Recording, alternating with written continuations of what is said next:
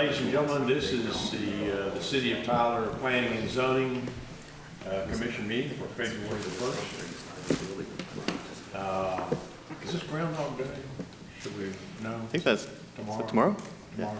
It's tomorrow and the next day and the next day. I don't think, yeah, that's right. So, nice. not on our agenda. The first item that is on our agenda is calling the roll.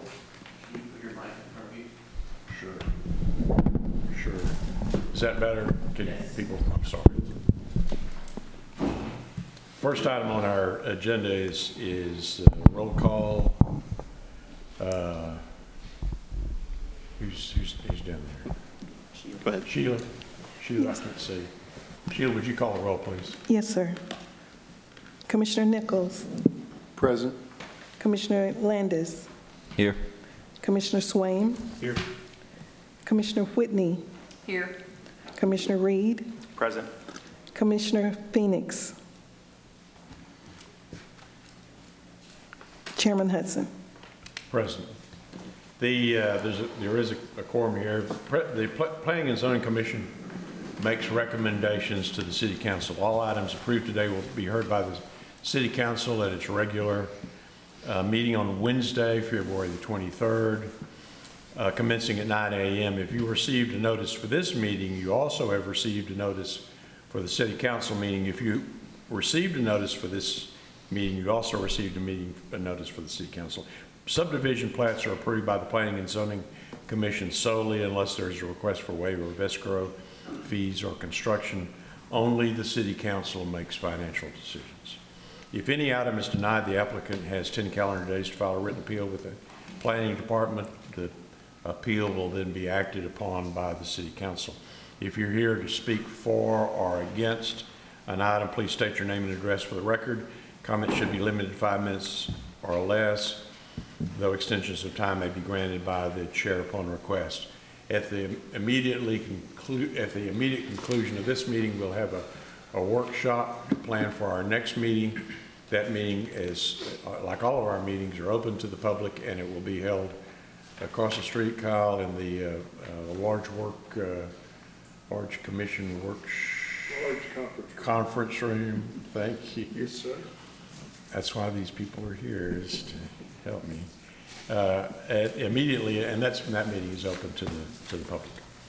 The next item on our agenda is minutes from the last meeting. Commissioners had an opportunity to review those minutes.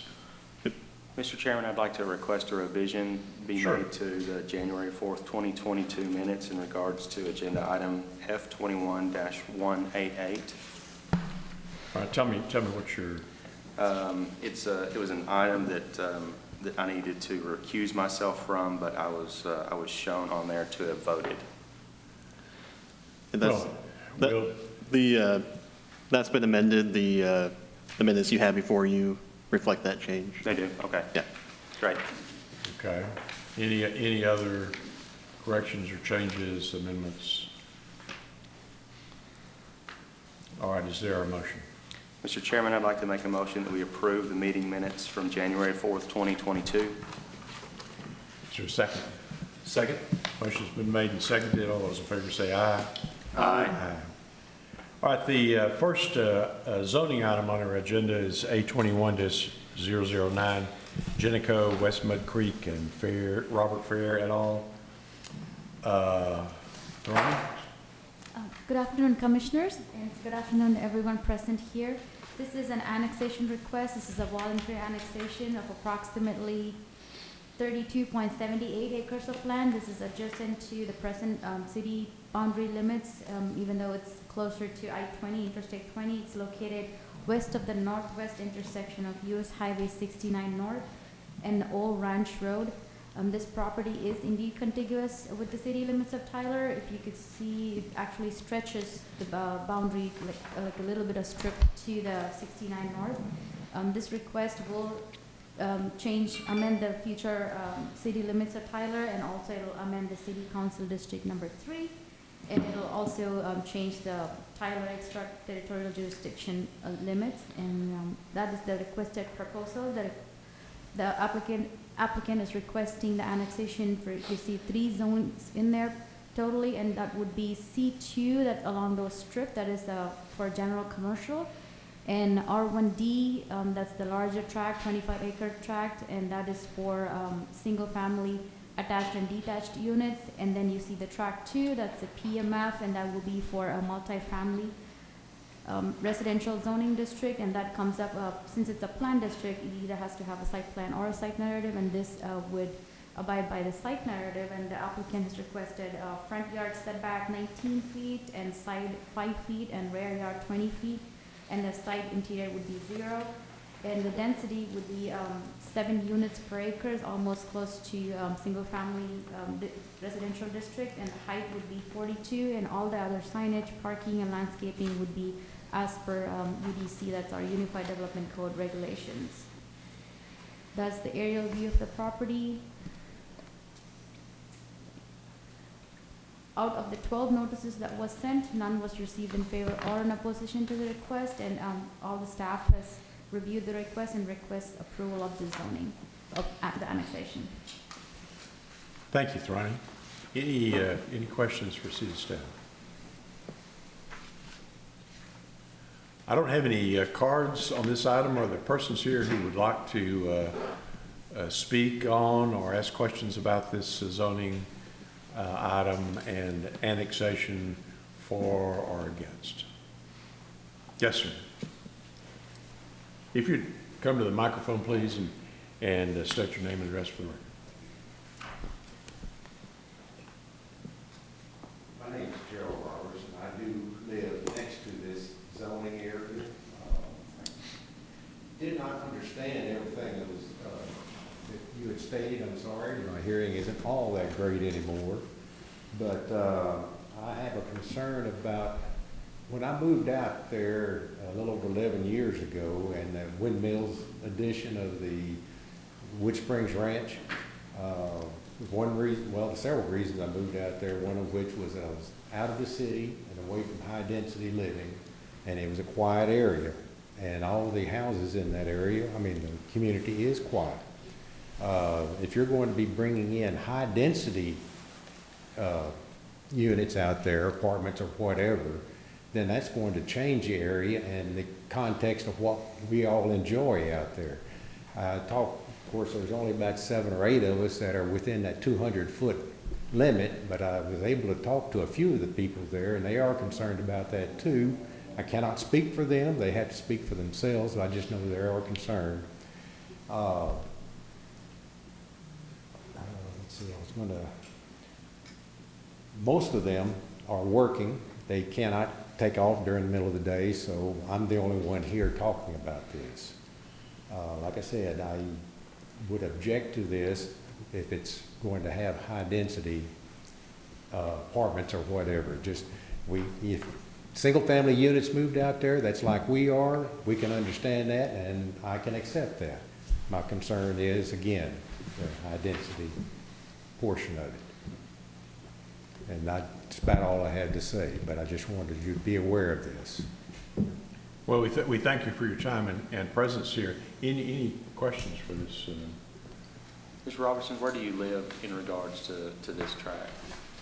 12243 Cross Fence Trail. Okay. This comes, the 200-foot limit comes right through my backyard there. Okay. And the county road would extend right, well, within 10 foot of my fence.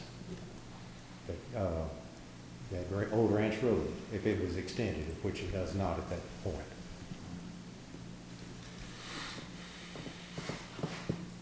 Any other questions for No. this gentleman? Thank you again for your time and presence. Is the applicant here or are other persons like to speak? Please, yes, ma'am.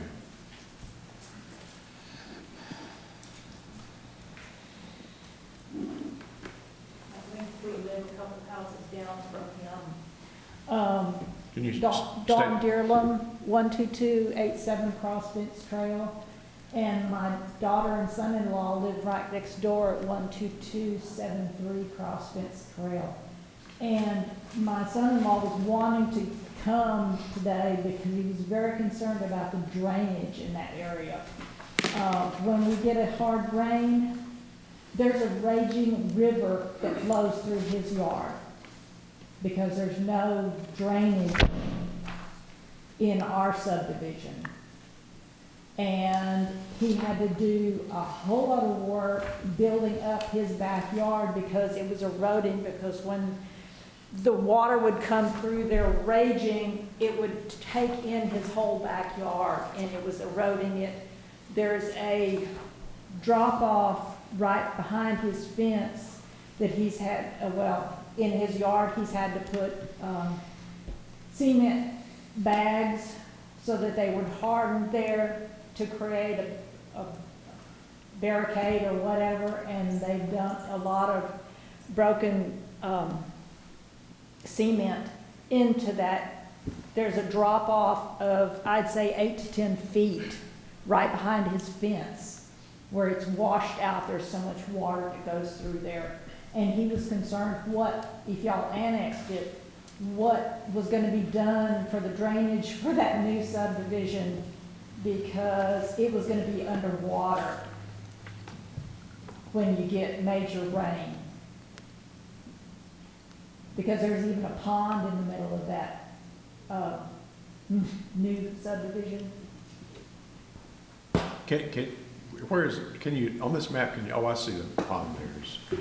That aerial, looks like that's the pond there. Can you see? Is that the pond you're talking about? Yeah. Yeah, it's probably right there. This is our property. I don't know. Yeah, if you could show us where your house is in relationship to. This lady that I came with, they live on the first house Cursor. right on the corner there. We live right here, and this is my daughter and son-in-law's, and the water, he had to build his fence so that when the water came through there, it would actually open it up, because there was so much water coming through there. There's an area about this wide that he had to put hinges on the fence on the bottom so that it would push and go through there. And then it flows out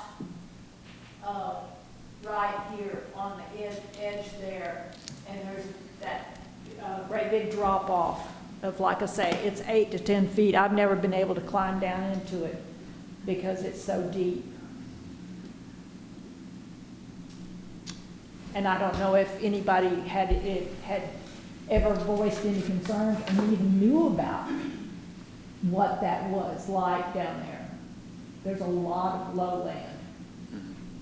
And if the city annexes it, y'all would be responsible for the drainage, taking care of the drainage and lawsuits from any homes that got underwater.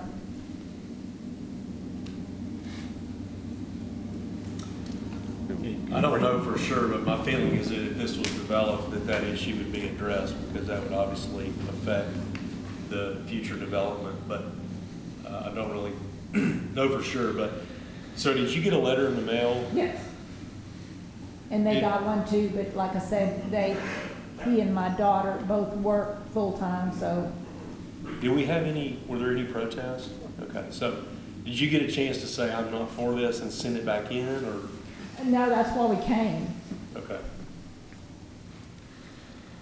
But Same that was way with that was his major concern, was the drainage issue, and, you know. Well, one of the benefits, if the city annexes it and is to be developed, is it goes before the city planners, and then there'll be civil engineering plans, drainage plans, all that put into place before a subdivision could be built. So all those would be fully addressed to by the city, and then the developer, whoever that might be, would have to comply with that. But after you annex it, you. Right, that puts it under the city authority. If they're going to develop it, they have to come before the city and get civil engineering plans, everything else to prevent that type of thing from taking place.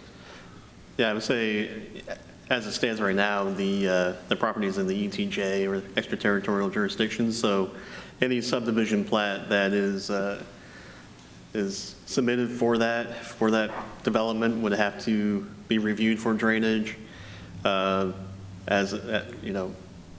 to be engineered to drain appropriately. That's true whether it's in the city or outside the city. But with it being inside the city, that there'd be, I guess in theory, it'd be subject to any code enforcement, any other regulations related to zoning or anything like that. But the drainage aspect of it is addressed with the design of the development, and not with the zoning, the zone change or the annexation of the property. So the drainage is addressed after the fact of everything? It's addressed if the property is developed, or it's Before they it's can going to be develop developed. Right, and that's true with it being in the city or outside the city at this point. I have a question for city staff. So is Old Ranch Road, I believe that's that's the correct road that I'm looking for, but is that the border around the backside of these folks' backyards? Will the developer have to develop as it kind of curves around, because there's an area in between their property line and then this property line? Can you confirm that? And if that's the case, it won't be high density behind you. There will be a road section behind you. Yeah, there's kind of like an easement or something clearing down behind our houses. And I assumed that their property would start where the trees start again, back behind our houses. So my question is for city staff specifically, is that a road extension that is there, or is there access off of Timber Bend Trail? There's access off Timber Bend Trail. I think originally there was a plan to construct a road there, but it's not, at this point, it's not necessary to do that, so I don't know if the developer plans to do that. But either way. So what's the area in between these folks' backyards and then the subject tract? I believe that's just part of the tract. It's where the Old Ranch Road would be built if it's extended all the way through to the other county road right behind our house. Right. Which is my thought as well. So you're saying the developer won't be required to do that, make that improvement, or do you know, or? No, I mean, I don't think that's, I think that's if there's any conditions that require that street to be built through there, then they would.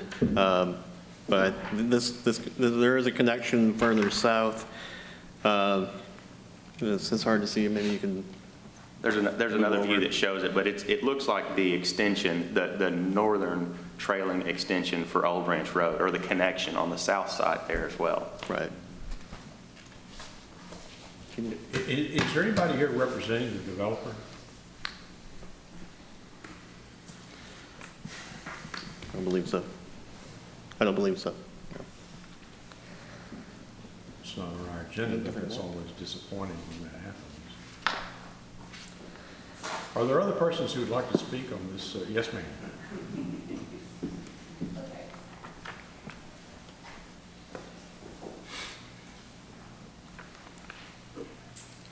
My name is Mary Ann Thompson.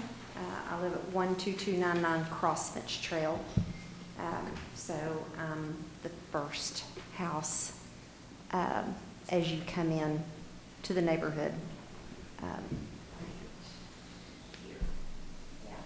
So one of my main concerns would be when we come into our neighborhood from 69, we're coming in from the north, there's no turn lane. So it's always kind of risky for us to pull off on the side of the, on the shoulder of the road to actually turn into our neighborhood. So now if we're going to add more traffic to that by adding high density housing, then my question is, will there be any improvement made for the turn into that neighborhood off of 69? Well, for better or worse, that's a TxDOT issue, not us, but we certainly understand your concern. Okay. Did you get a letter as well? I did, yes. Did you send it back saying I'm not in favor?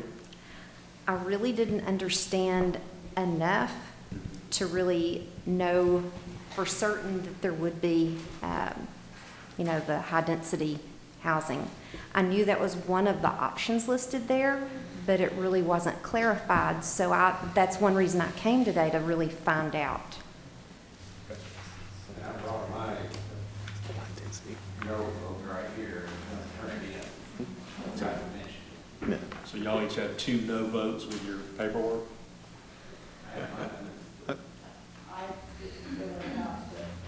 Can I fill it out now? A verbal no.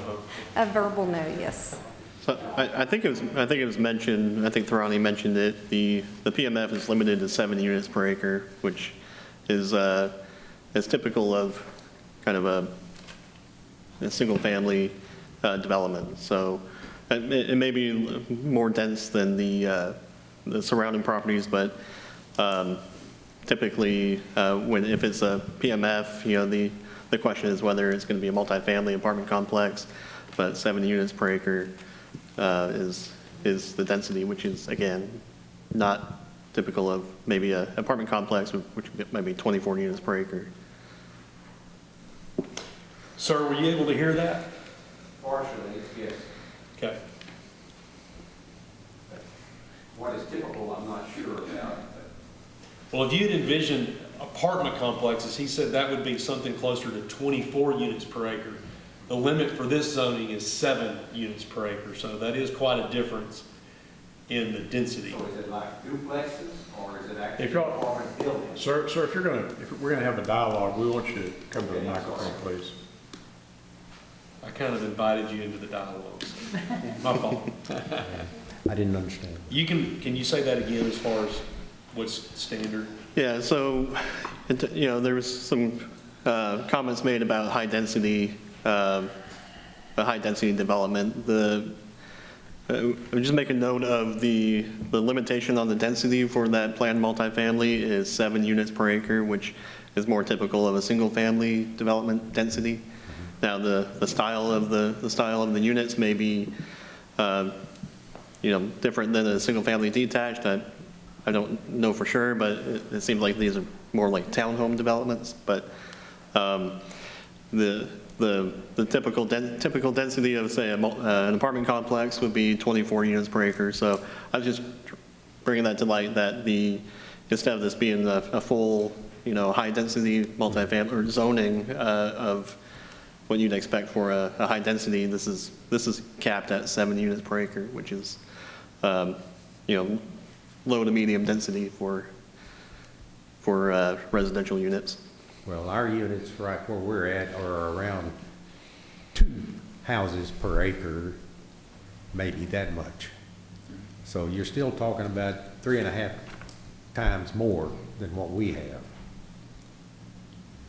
regardless. Right. It may not be like Sage Meadows, which is further up the road. The sewage line that comes from Sage Meadows goes down that road behind us too, because I was there whenever they were digging and putting that in. So, Right. Mr. Robertson, would it also make a difference to know that it appears that there's I can't tell how wide there is separation from your backyard, plus it looks like an additional easement that's also going to be dedicated that would create a somewhat of a buffer area in between the PMF zoning and then your home as well. It seems like that there's substantial area there too. well, I don't know what you mean by substantial, because where my home is, that the easement for the county road extension that goes behind us. Yes, sir. Comes within 10 feet of my fence. Okay. And then they put a road on the other side paralleling this, which means there's not a whole lot of space in there for any kind of substantial separation. Okay. Because I went over and looked at it after they went in and cut those trails in there for developing. Okay. Yeah, but they're not only like legal separation as far as the size of the county road that you're speaking of, but an additional, and I can't read it on this diagram, but an additional easement that's in there, like a utility easement that's in there as well. Maybe another. Can you read it, Kyle? It looks like 40 something. It looks substantial to me when I'm just looking at it on this size here. Yeah. Well, if you come out and look at it in person, it's not quite the same. Sure. Yes, sir. You're showing there and what I've seen. Yes, sir. Understood.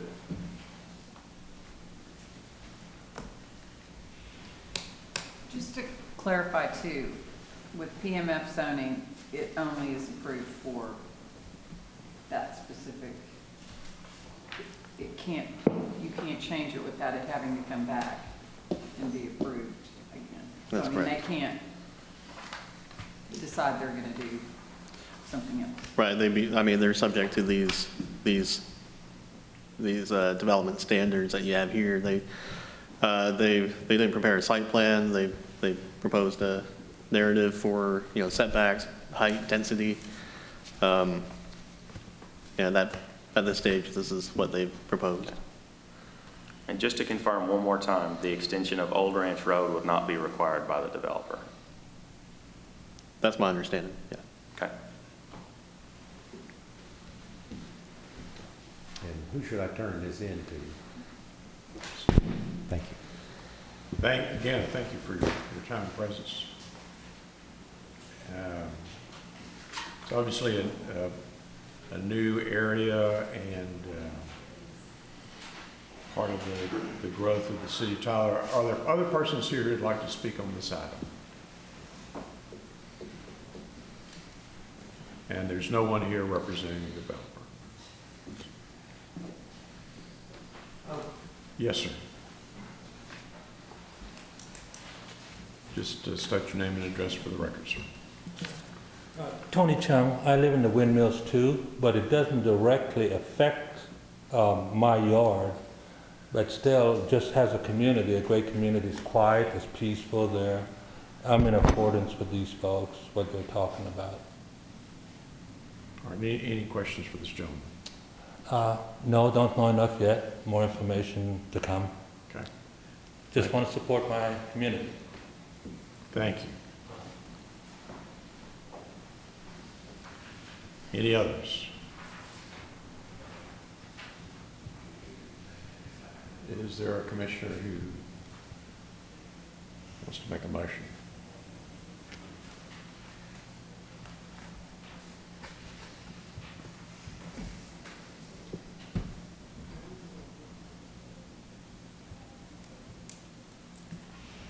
I do think it would. I do think it would be better. We'd all be better served if we had additional information. And I wonder if someone would consider a motion to table for 30 days. Mr. Chairman, I'll make a motion to table A21-009. Second.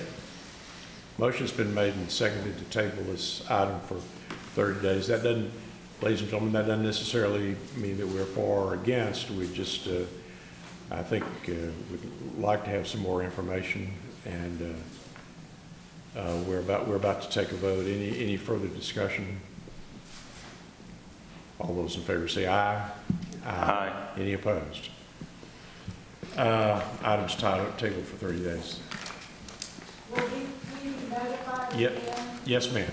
Everybody who was notified about this item for today's meeting will be notified for the next meeting. And Kyle, that would, if it's 30 days, that would be March the 1st? March the 1st, yeah. And typically, if we table it for just a set amount of time, then there's not a re-notification. But let's share with the folks that are here when that would be.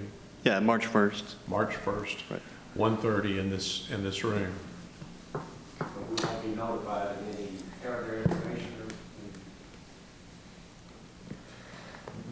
What course of action do they have as a group? Can they get together and formally give a little more detail on? I think we can discuss with the applicant, suggest that they discuss with the neighbors some of their plans, and hopefully we can do that before the next meeting. These are open, these meetings are open to the public. Feel free to notify anyone that you think might have an interest. Because they don't have to have been within that boundary.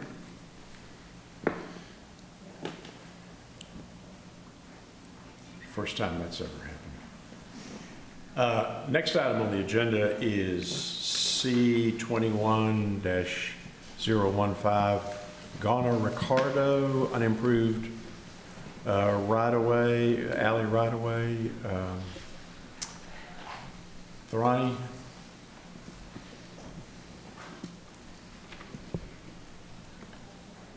Thorani? Okay, this is a request for a right-of-way closure. This is an improved alley right-of-way. This is located to the south of Front Street and to the west of Beckham Avenue. The applicant is requesting the closure for this alley so that they could incorporate the property into their property. The applicant is, is the one to the south of the alley right-of-way in the aerial view. The staff has reviewed this request, and our recommendation and our review is as follows. This is a public alley right-of-way. This provides access to the front via the railroad right-of-way to the west, and also to the Beckham Avenue towards the east. If you look at that property, there are existing dumpsters to the south of the 515 East Front Street. That's the property in the middle. And that must be accessed through this alley and for the solid waste vehicles. And also, if you look at the parking for that 515 East Front Street, the parking is angled, and the ingress is from the East Front Street, and it looks like the way they have designed it, the egress is via this alley, and they could go either to Beckham or to the front. And there's also an existing power pole in the alley, and that must be serviced for the service vehicles through this, for all of the businesses through this alley.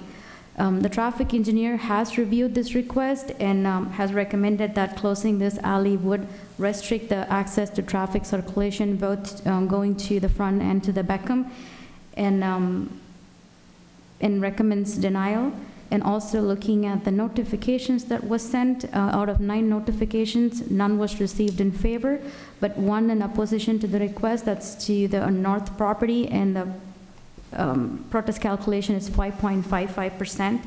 The opposition stated that the alley is currently used for their deliveries, UPS, FedEx, and all of the deliveries, and also they have parking in the back, and the customer loading and unloading is taking place of that alley. And I did talk to the applicant, and applicant has some concerns because they state that most of the vehicles that go through that particular alley trespasses their property, and they have some safety concerns. Also, they're there to talk about more on this case. And at this point, the staff has reviewed this request, and all of the other departments have reviewed this request and anticipate negative impact on the services, and therefore a staff recommends denial of this alley right away. Thank you, Thorani. Any questions for Thorani? All right, if not, I have one card from Rosalinda. Help me, is it Guana? Is that right? Am I? It's Gauna. Thank you. Thank you. Sorry. Name is Rosalinda Gauna, 1520 East Locust Street. I have talked to her, Ms. Darren. I have talked to Ms. Darren. The reason why I'm petitioning or requesting a closure of that alley is because it's creating a lot of mischief in that area. A lot of drive-through traffic is trespassing my property. When I first purchased that property, I have pictures here. It was basically a lake. There was a lot of 18-wheelers. The previous business that was right there in that area was a business that was doing four-wheelers. They serviced four-wheelers and sold four-wheelers. So they had a lot of testing that they had to do. So that property was being used basically, or trespassing into, to do all of that, to be testing the four-wheelers for the 18-wheelers to come in. I bought the property, I fenced it up. That did not go very well. I just did a temporary fence. The fence was constantly being put down. They would take it off. Even got basically verbally assaulted, being told that how dare I, that, and I just responded to where it's my property, I have the right to fence it. The alleyway is right there. So I have no problem for the alleyway to remain an alleyway. I just want my property to be able to be respected, to be able to keep up my fence, just like the next lots over to my, just to my right. That's Home Health. They have a fence. They are able to keep up their fence because the alleyway there is not being used. Even though it goes into Beckham, it's not really being used because it's too narrow. Now, I asked how wide is an alleyway supposed to be if it's commercial? I believe 20? 20. 20. This measures 14 and a half feet.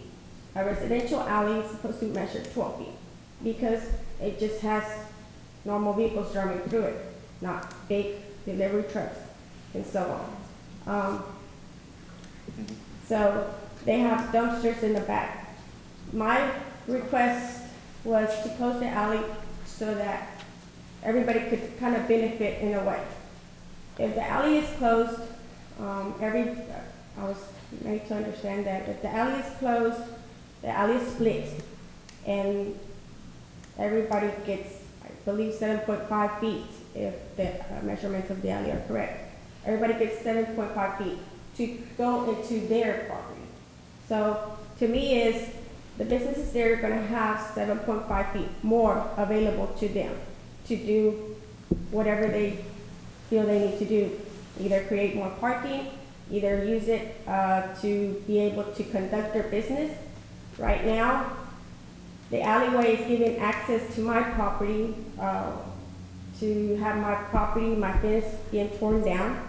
I have several police reports. I mean, I've called, I put up a fence, I put up no trespassing signs, I put up tow-away signs.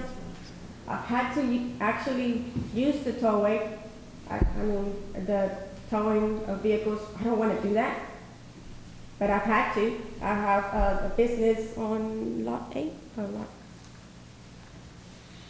is it lot 9 on this side?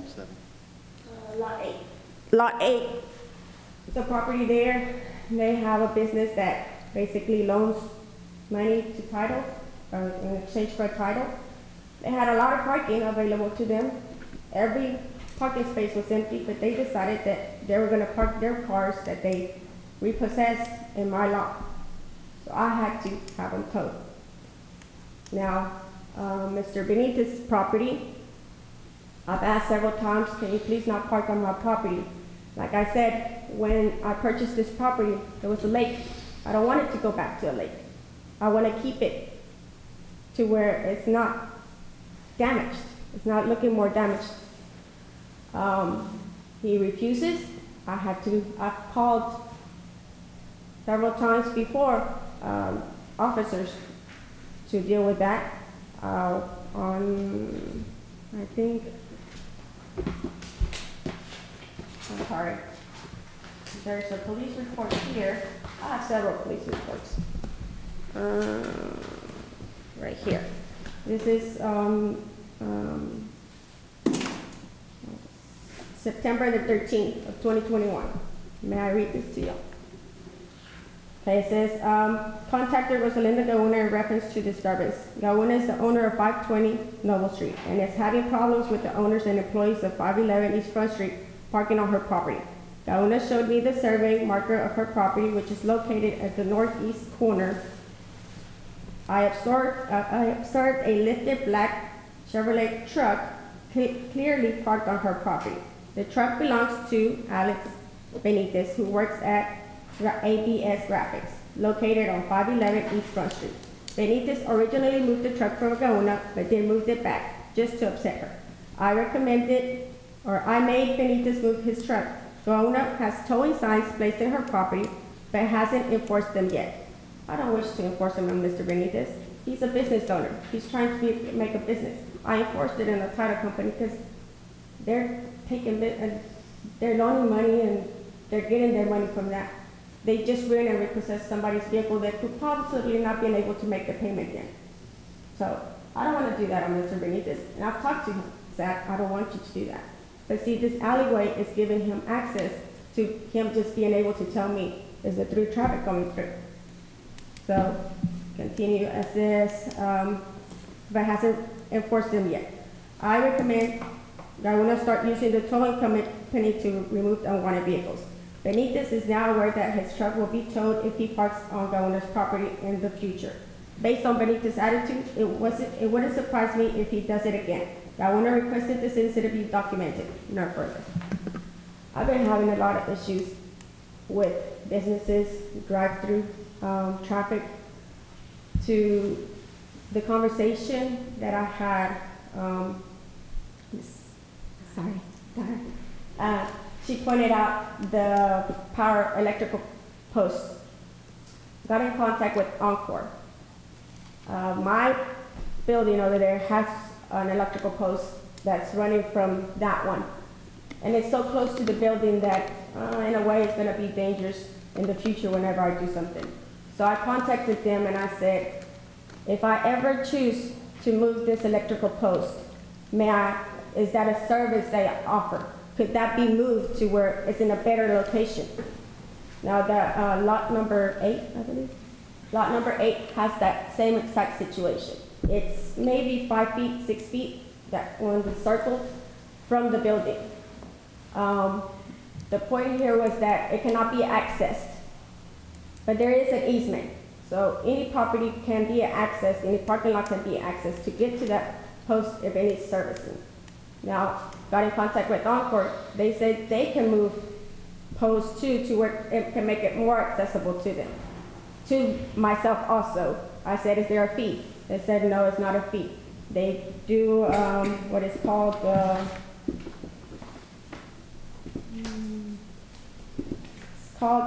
field check, and then they come out there and discuss it with the property owner where it's better for them and if it's able to be done. Now, most of that alley, the electrical posts on that alley are on the side heading towards Beckham, which is not the area that I'm asking to be closed. I'm only asking to be closed or the area behind my business. All the other electrical posts are located beside or in the alley beside where the current gas station is on Front and Beckham and the home health place. That's not going to be closed, so you have access to those electrical posts. Now, I was told, well, the solid department needs access to pick the trash to get to the dumpsters. I said, okay, well, if the alley is closed, that property owner gets 7.5 more feet to them. So the dumpster can be moved to where it's accessible.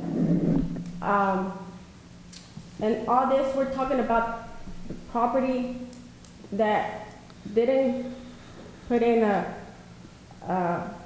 complaint or denial or an approval.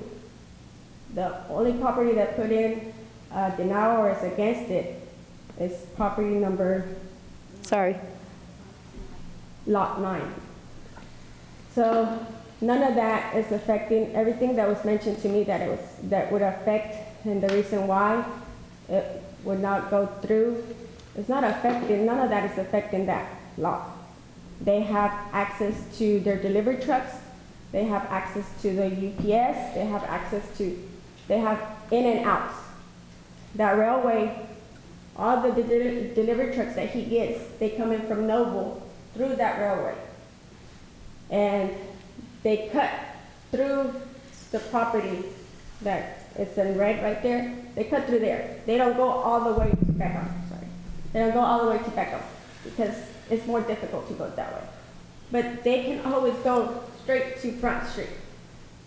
But they choose not to because my fence is down, so it's easier just to have a better, more area to go through. So it's like, I'm being given all these reasons why it shouldn't, but I've given kind of solutions for that. And like I commented, I don't want something just for my benefit. I'm trying to give a solution that's gonna benefit the rest of the businesses. They're gonna gain more property, they're gonna be able to use it. And also, I mean, it's just fair. They're getting, I'm learning a little bit of real estate. And one of the things that I've learned is that here in Texas, you have a bundle of rights. Some of those rights is the right to control the property within the work frame of the law. Another is the right of exclusion, meaning the right to keep others from entering and occupying the property. Another of those rights is the right of possession and the right of disposition, meaning I have the right to be able to sell, not to sell, or otherwise convey my property. And I have the right to enjoyment, to be able to use my property in any legal matter. Now, there's other rights, but what I'm saying is that by this alley staying open and not closing, some of those rights are being denied to me. While those rights are not being denied to those other properties, even if the alley closes, they still have those rights. Now, I cannot do nothing else to protect my property because the alley gives them a reason, an excuse to say, oh, well, it's not me. It's not me. It's the drive-thru, or it's the driving traffic. It's not me. So I ask, what else can I do? Ms. Gaona, I believe, correct me if I'm wrong, but on the photos of the subject property, it doesn't appear that your property is fenced. Exactly. That's the main issue here. So I guess maybe my point would be that, you know, yes, understood all of your bundle of rights. It makes perfect sense to us here in Texas, and but I would suggest that you should fence your property permanently, you know, if you haven't already. Okay. And so that might, it doesn't appear that that's the case. The thing is that if I can't even keep a temporary fence up, how much more do I have to pay whenever I have to go repair that permanent fence? I mean, the point would be you would put up a permanent fence that, you know, I don't know what would be allowed. Kyle, can you talk about what would be an allowable type of fence? There would be a permanent fence that could be installed. Yeah. I mean, I would venture to say that you need to protect your property. Yes, I put up a temporary fence, but the temporary fence didn't even last that long.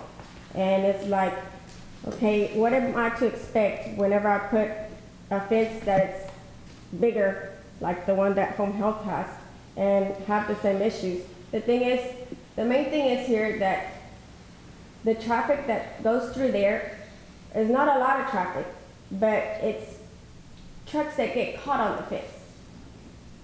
That doesn't happen to the Home Health because they choose not to drive through there because it's narrow.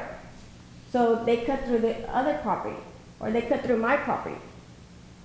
At one point, they were going through that area, but then the building that's owned by Home Health started getting messed up. There was like brick that was being hit on the side, so the trucks stopped going through there. They were getting damaged. So they started cutting through the property that's owned by Mr. Kimball, which is lot 8. And then they started going through mine. I mean, I have pictures here to show you how the property used to look before I bought it. And I have reports here from police reports, everything that's going on. Right now, Mr. Kimball's property is graffitied. I feel that if that was closed and the businesses were given the property to replat, and I think our businesses would be kept safer. I'm always reluctant to impose time limits, but I think your comments have been understood and received, and I do appreciate your time and presence. Can I just leave with one more thing? I was told. Yes, you may. I was told that paved, improved alley has never been closed in Tyler. It would be a first-time kind of thing. Tyler is heading to, there's going to be a lot of first-time kind of things. We're growing, we're expanding, we're bringing in more businesses. I just want to have the ability to protect mine, to keep mine in a, I guess, the safety of it is what concerns me. And I think that by closing that, I could have gained that to where I don't have to go through the city. We appreciate your time and presence. Thank you. Here. Appreciate it. Are there other persons who would like to speak on this item? Yes, sir. You'd state your name and address. Alexis Benitez, and I actually own 511 East Front Street, that red one right there. And lot, I don't know what lot that is. Yeah, lot 9, the one in the red. I actually own that lot. I probably purchased that about 2 years ago, and it was abandoned 3 years before that, so it's been 5 years. And the lady that has the lot behind me, she's always complaining about people in her yard, but she doesn't have a fence. So I'm telling her, just put up a fence. So she said the old people that were there were always in her yard, so that's already 5 years that she hasn't had a fence up. So I don't know. I mean, I don't have a problem with the alley. The alley, I mean, it's working fine and everything, you know. Ever since we moved in, it was abandoned, so now it's less people going through there, less, you know, people sleeping on the, you know, they used to sleep on that corner right there. Did you receive a notice about this Yes. hearing? And did you sign a protest? Yes.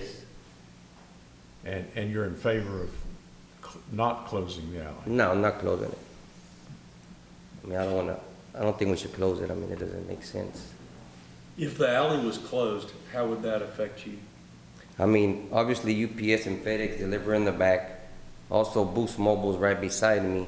They actually are extended further than me, and they have their back door also where they get their shipments daily. Could you still get shipments if it was closed? No, I mean, I don't know how they would have to actually park on front of the road and block the roadway, because there's no parking in the front. If you had an additional 7.5 feet or whatever part of that alley, could they get in? I mean, if they're gonna close it, I mean, I think I should get the full amount of land, you know, since I actually have a business, and that lot behind there, they're actually not doing any kind of business, it's just abandoned. You know, it's just sitting there. And then if I was to get that piece all the way there, I'd put a fence on myself. Well, if the alley were closed, it would have to be replatted and the alley Yeah. would be split. It would be shared. Yeah, I don't think there would be enough space. You know, because I have parking spots right there, if you see on the picture.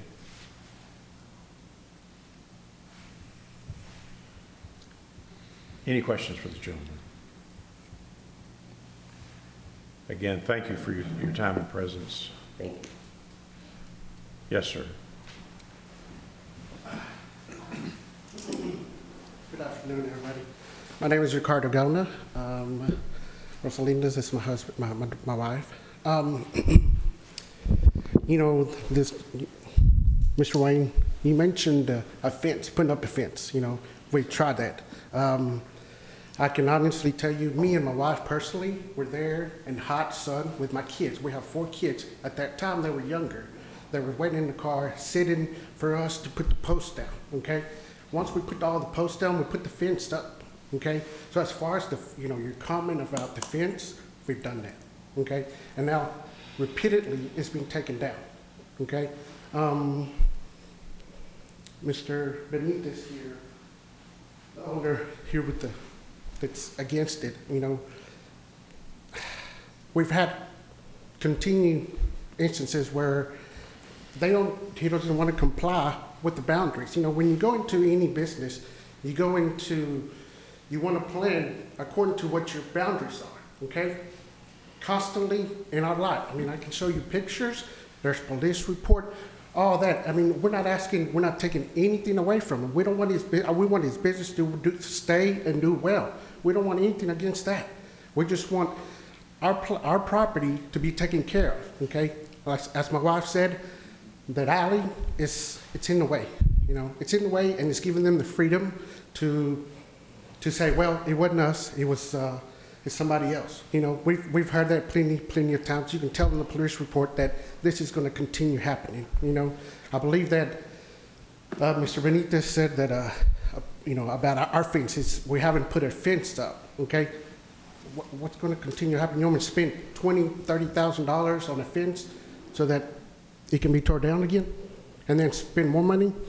And this is going to continue happening. You can tell in the police report. The police officer said this is a continued issue, that it'll probably continue. You know, I think that by setting a boundary, by giving everybody, you know, you take that away. By taking that away, we can all protect our businesses, okay? They can protect theirs, I can protect theirs. If something happens, it's not, well, I don't know who did it. This is your boundary, this is my boundary, and that's where we stand, you know? It's not gonna be nobody in the middle. We don't know, because that's the constant issue that we keep having, you know? Again, we don't want anything to win. We don't want to take anything away from their business at all, you know? I mean, I want them to grow just like one day I expect to grow, you know? And so I remember having my kids doing all that hard work out there, me and my wife, and it's just, you know, you're commenting about the fence. We were there. We've been there, and we fixed it up, and the same thing happens again. So what do you do? What do you do after that? You just let it, put it up. Let them, and there's pictures, there's videos. We have pictures, videos of them washing cars in our property. They're not even using their property like they're supposed to, you know? And so this alleyway is giving them the right of way to do that, you know? And so. Mr. Guyona, did you follow the recommendations of the police when they had some recommendations on how to best deal with this? The towing. Are you referring to the towing? Mm-hmm. Yes, ma'am. That's why we had the other vehicles that came from the title company. That's why we went ahead and towed it. There's been other incidents where I haven't used it. I used the recommendations of the police officers. Yeah. We've done everything in our part not to have any issues, okay? We tried the fence. We tried talking to them several times. And, you know, it's pretty bothering when they're telling your wife off, you know, because your wife is just protecting her property, you know? That's pretty bothering to you. It's pretty bothering to her, I'm sure, you know? But, I mean, this is just going to continue on happening, and it's just something that we're trying to avoid, okay? Thank you, guys. We appreciate, again, your time and testimony. Yeah, if you'd come to the microphone. On Mr. Benitez, when he was asked if he has access for the loading, and on his left side of his building, he has parking, sideways parking along the side of the building to where his delivery trucks, GPS, all come from Noble towards his building. So it would be convenient, easy. The delivery trucks don't have to turn to make a right turn. They can just go right beside his building, because he has parking there, and unload and continue on into Front Street. Now, there's railroad tracks right there on Front Street, so that basically gives the traffic a slowing down kind of point to where the delivery truck can just go ahead and go into traffic without causing any danger. Right now, as the point that they're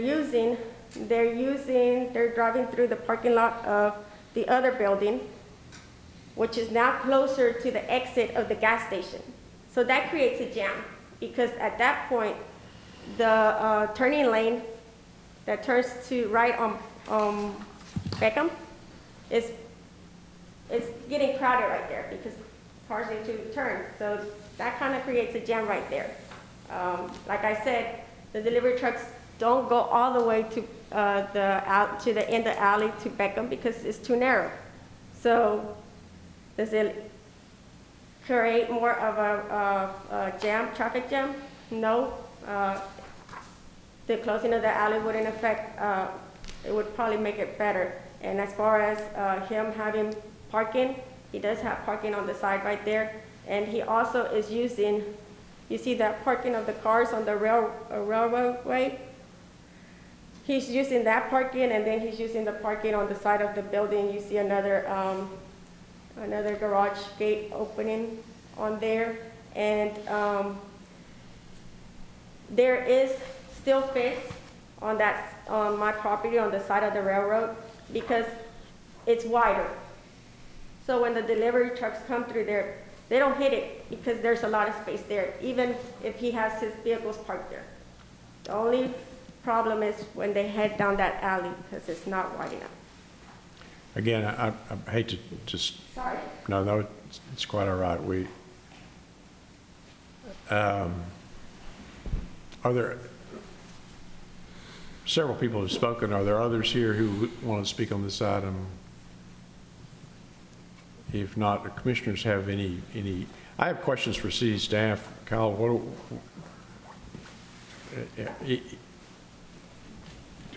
regardless of what we do today, do you see the possibility of a resolution at some point in the future? I mean, I know what the staff's recommendation is today. Well, when we have a improved alley, there's a little bit more, I guess, scrutiny placed on closing that alley, especially if it's used for services, used for secondary access and for egress. So that parking lot there that has the arrow on it, because that's a one-way parking lot or one-way drive aisle, it has to exit into the alley, and so that's really a code requirement that the alley is there for, or that some sort of access consideration is there for egress for that parking lot. And we do have, I mean, the traffic camera is here if I'm missing anything, but I think whenever you have an alley that's being used, it'd be much more preferred to have, because there's been some suggestions thrown out there on how, if it's closed, how it can work. If that was going to happen, there should be some consensus from all the affected property owners before moving forward on that. So. And at this, I'm sorry. It seems like if you just were to partially close what's been proposed behind their building and allow for each adjacent property owner to get to their parking lot and be able to ingress and egress, that seems like a practical solution. Like any of the properties to the east have a way through both ways. Well, one way, I guess, coming through here, and then on the west, this gentleman has access to his property and can come and go. It just doesn't seem like there's a big impact of closing off if we limited it behind their building. I don't see that's a big impact for anybody around there. Nobody's restricted in getting in and out of their property. It would appear, Blair, that maybe part of Lot 1A, where it's that single direction where the arrow is, mm-hmm. I think that would be affected heading back west. Now they could go east mm-hmm. towards Beckham from that particular point, but it would, if I have my lines correctly, yeah. Then that would be negatively impacted. I'm not sure that Lot 9 would be too terribly negatively impacted by closing it, mm-hmm. but it's possible that Lot 8 would be because of their dumpster location. Now, is it approved? Is it an approved dumpster location? Yeah. No idea. Yeah, I see what you're saying. You know what I'm saying? Yeah, I think that would be the only limitation is that one way going west. But to me, that's not a substantial enough traffic thoroughfare to not strongly consider, closing that portion off. Right. I think too, back, Kyle, on that fence, it looks like to the east, it's a 6-foot privacy fence, wooden fence, is that one the picture said? There's a privacy fence there, going north and south, but there's a chain link fence near Home Health or At Home, their property there. It's a chain link fence from there to Beckham, I believe. So can a 6-foot wooden privacy fence under city code be built along the property Yes. line? Yeah, along the property line. And again, I think that's one of the main concerns here is really the trespassing on the property, not so much the alley itself. So if there's another way to address that, I think that's preferred as well. Because it's likely that maybe Mr. Benitez at this particular point, if it was closed, that he would respect it, but an 18-wheeler truck driver sees that it's back there, and is gonna encumber or is gonna encroach into the Gaona property. Yeah. I mean, I would fully expect, based on the comments, that if that was taken in, that 7.5 feet or whatever, at that point it would be fenced substantially and there'd be no way for anybody to get through, and not a temporary. I still don't know what a temporary fence is that has posts involved. Chicken wire. Okay, so it wasn't, okay, Yeah, it's a temporary fence, not a permanent. yeah. So, And just from my perspective, if we did close it, it would be difficult for me to support that, because there's not a consensus with the property owners around. It sounds like that it's a civil matter, and when it's a civil matter, it appears that the likelihood is that there would be reason not to. I think too, we have to remember by design with a retail business built like that, it's built with the alleyway for deliveries, for dumpster, for all that type of thing. And that's the way those buildings and properties are designed. They need that alleyway, they need that space. Yeah, originally you're right. I just feel, I agree that's how it's designed. I just feel like in this case, no adjacent owners, they can still accomplish what they need to accomplish to operate their business. I don't see anyone being under hardship that limits deliveries, ingress and egress. But it is more of a civil issue. I do have pictures of the area ground level. If you just leave those with us, that'd be great. We've had two interesting and unique situations today, which we don't normally have. Well, I do also have pictures. Blake, if you're going to speak, come to the microphone. But I really think we've probably heard, unless you want to just leave something with us. Yes, I will leave the pictures. I do have a picture of how the property used to look like before I put up the fence. Like I said, I'm not against a fence, but y'all pointed out that now it's a civil. Well, it could be a civil if the alleyway was not in the middle. And that's kind of like the point also. Because of the alleyway being in the middle, it can't really 100% be civil. Because, like I said, If you just leave your materials here, I think we've probably collected enough information at this point, unless commissioners have more questions.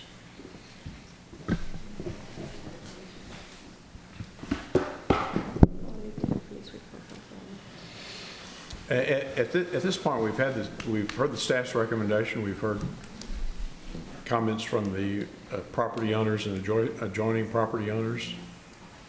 Is there a commissioner who would like to make a motion at this point?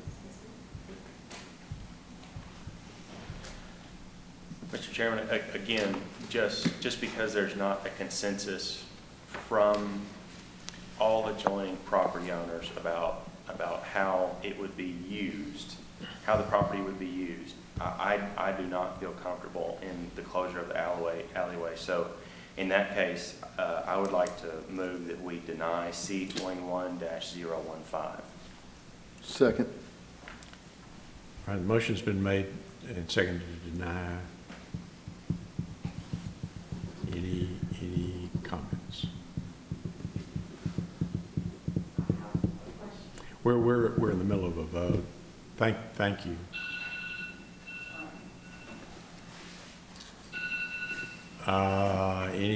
Any questions or comments from commissioners?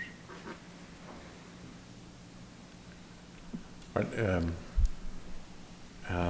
Sheila, would you call the roll? Yes, sir.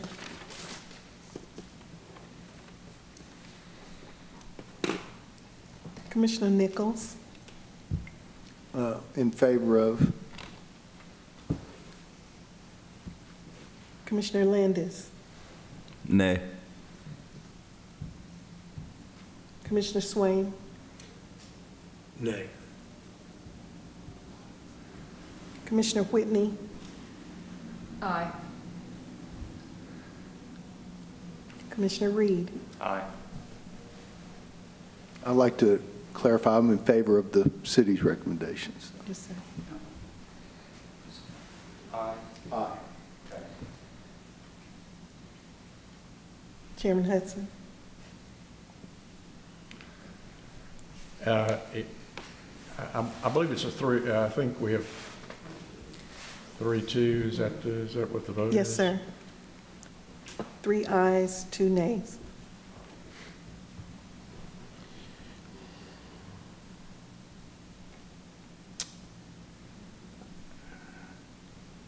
I'm going to vote in favor of Mr. Reed's motion, but it's not because I'm happy about it. The city staff's recommendation is approved at this time.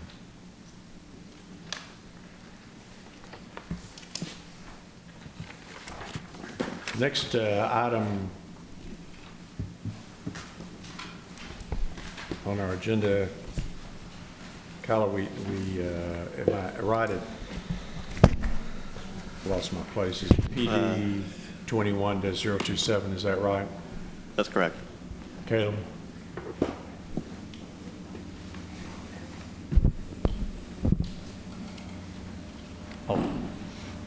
I'll give it a second.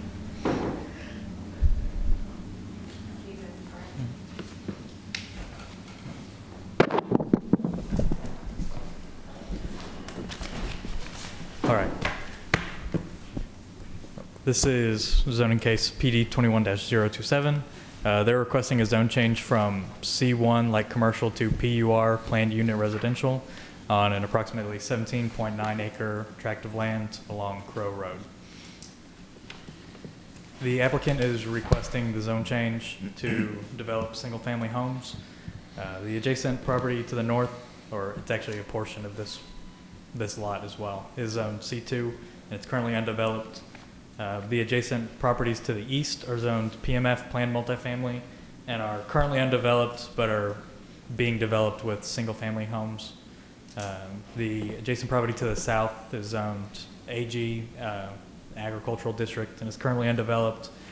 And then the adjacent property to the west is in Zone 2 of the City of Tyler ETJ, and is currently developed a little further to the west with some soccer fields on the property. This request would amend the future land use guide from mixed use center to single family medium low density. This is the proposed site plan for the property. The applicant is proposing 88 single family homes, which comes out to a proposed density of about 4.9 dwelling units per acre. The proposed setbacks are 25 feet in the front, 15 feet rear, and then 5 feet on the sides with 10 feet on corner lots. All other standards for these lots will be based on R1B standards. There is a proposed common area. It's a little difficult to see this far out, but towards the entrance there, where the road splits off, is a proposed common area, and then the two lots directly to the east and west are also a proposed common area. There's a energy easement that runs along that area, so the lots wouldn't likely be able to be developed anyway, so that's a proposed common space. Of the 6 notices that were mailed out, no notices were returned in favor or in opposition of this request, and staff recommends approval. Any questions for city staff?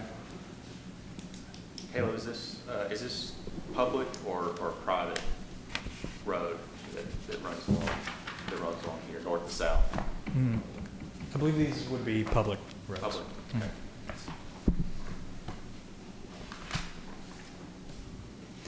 And obviously, this will still be subject to this is just the site plan, even though it appears as a plat. They would still have to come through and plat the property in the future, but this is the proposed layout as it is.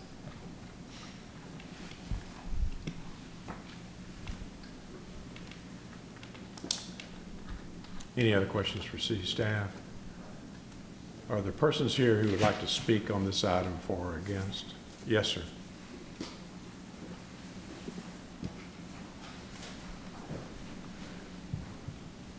Good afternoon. Sam Mosaic with Metro. Now I know who you are, Sammy. I didn't recognize you back there. Back there, but I'm just here to answer questions if you have any. Any questions for Mr. Mosaic?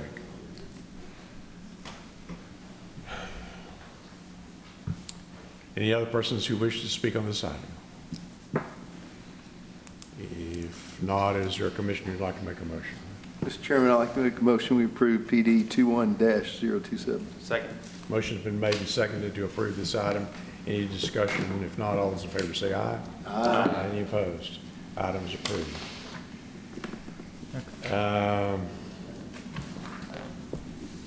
Z21-057, is that not? Next would be PD 22-002. Okay. Which is RHP Real Estate. They're requesting a zone change from C2 to PMXD1, which is on Highway 31 East 3035. The applicant at this time is amending their request. They're previously requesting PMXD1. They're requesting that to be amended, and as such, are requesting to table this item for 30 days to the next meeting. And that would be staff's recommendation.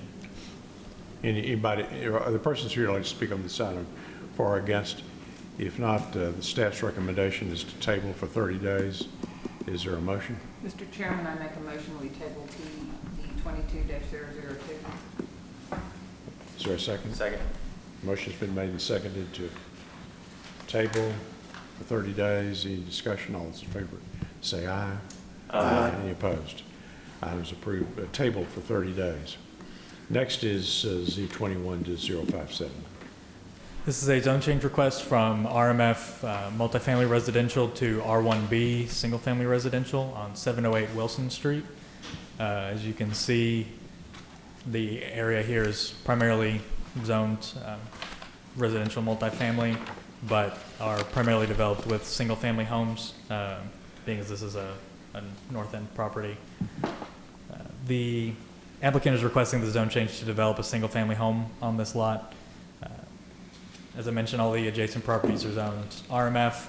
I believe the property directly to the east is actually a church, but the rest of the area there, single-family homes, are currently undeveloped lots. And the request is consistent with the future land use guide, which identifies the property as single-family and single-family attached. And this would be consistent with the Tyler First Goal to add more residences in the north end. Under an RMF zoning, the lot probably wouldn't be able to be developed, but and not with a single-family home. So this would allow a single-family home and for the lot to be developed. Of the 25 notices that were mailed out, none were returned in favor or in opposition to the request, and staff recommends approval of C21-0. Any questions for city staff or the persons here who wish to speak on this item for or against? If not, would someone like to make a motion? Mr. Chairman, I'd like to make a motion that we approve Z21-057. Is there a second? Motion's been made and seconded to approve this item. Any discussion? If not, all those in favor say aye. Aye. Any opposed? Next, this brings us down to plats. Caleb, are you doing these? Seems like. Seems like you are. F21-194. Yes.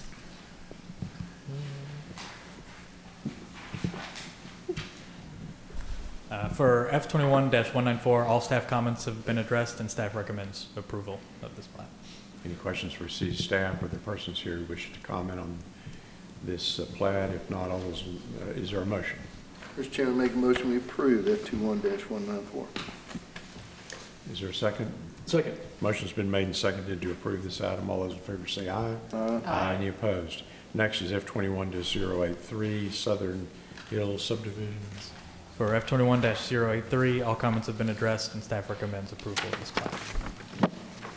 Any questions for city staff or the persons here who wishes to comment on this item? If not, is there a motion? Mr. Chairman, make a motion we approve F21-083. Is there a second? This motion's been made and seconded. Any discussion? All those in favor say aye. Aye. Any opposed? Next is F21-207, Hunting Tower, Unit 2. For plat F21-207, all staff comments have been addressed and staff recommends approval of this plat. Any questions for city staff or the persons here who wish to comment on this item for or against? If not, is there a motion? Mr. Chairman, I make a motion we approve F21-207. Is there a second? Second. Motion's been made and seconded. All those in favor say aye. Aye. Any opposed? Plat's approved. Next is F21-205, Blue Mountain Unit 4 at Cumberland. Gap final plat. For plat F21-205, all staff comments have not been addressed and staff recommends denial of this plat. Any questions for city staff or the persons here who wish to comment on this plat? If not, is there a motion? Mr. Chairman, I recommend denial of F21-205. Is there a second? Second. All those in favor of the motion to deny, say aye. Aye. Any opposed? Plat's denied. At this point, we will stand in recess and go across the street to the large conference room. Conference grande. Whatever